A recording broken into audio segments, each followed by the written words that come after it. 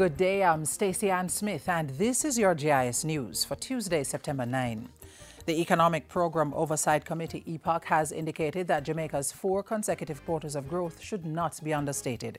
Recent statistics indicate that the Jamaican economy again expanded by 1.2% in the April to June quarter of this year.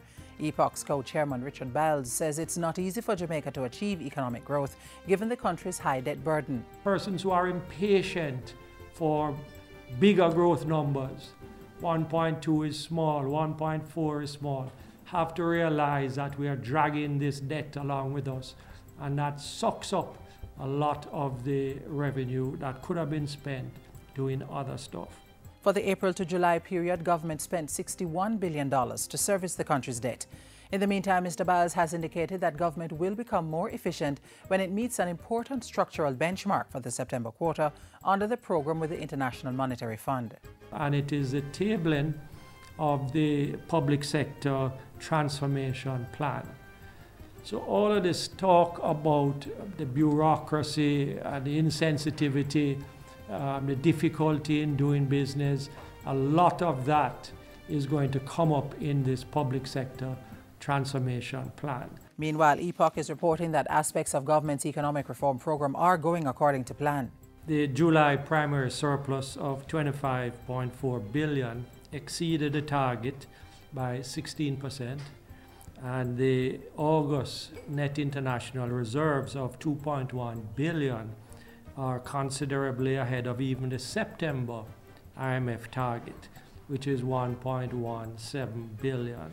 Revenues and grants for the April to July period were $2.6 billion below budget. $2.4 billion of that amount was to come from grants. To compensate for the shortfall, expenditure was $7.7 billion less than budgeted. About $3.5 billion of that had to do with the operating side, which is wages, rents, and so forth, interest costs. And $4 billion of that had to do with the capital budget, which was also underspent. The government has fully supported the appointment of Carl Williams as the new Commissioner of Police. Mr. Williams, who will begin his official duties on September 15, was selected by the Police Services Commission.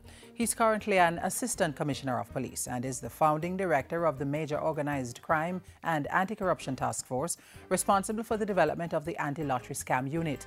A release from the Ministry of National Security added that Mr. Williams, who has a PhD in criminal justice, also has a track record of innovation and performance in a number of roles in the police force.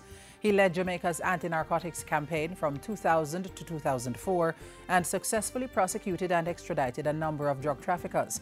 As the new police commissioner, Mr. Williams will continue to embrace professionalism in the police force with special emphasis on respecting the human rights of citizens. He'll also continue the fight against crime and corruption.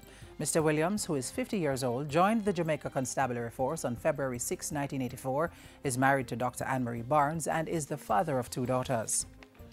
Government is continuing to pursue strategies that will encourage the private sector to invest in Jamaica and help grow the economy. State Minister in the Ministry of Industry, Investment and Commerce, Sharon Foakes-Abrams, says government is improving the business environment while developing the capacity and the productivity levels of the workforce. We are seeking through our micro, small and medium-sized enterprise and entrepreneurship policy to promote a favorable entrepreneurship culture and conditions for enterprise. We are pursuing insolvency legislation to give MSMEs the opportunity to organize their businesses in the face of insolvency. In December 2013, Parliament passed the Security Interests in Personal Property Act so that persons could use assets like appliances as collateral for loans.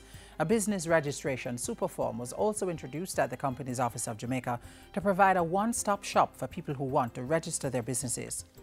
And finally, the Education Minister, Reverend Ronald Thwaites, has saluted the work of service groups across the island, which have contributed to the development of the nation's children.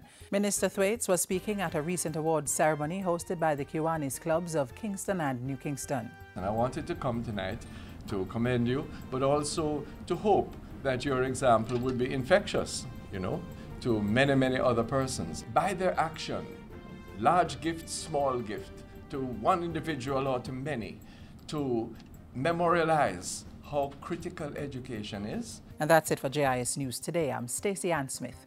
Thank you for watching.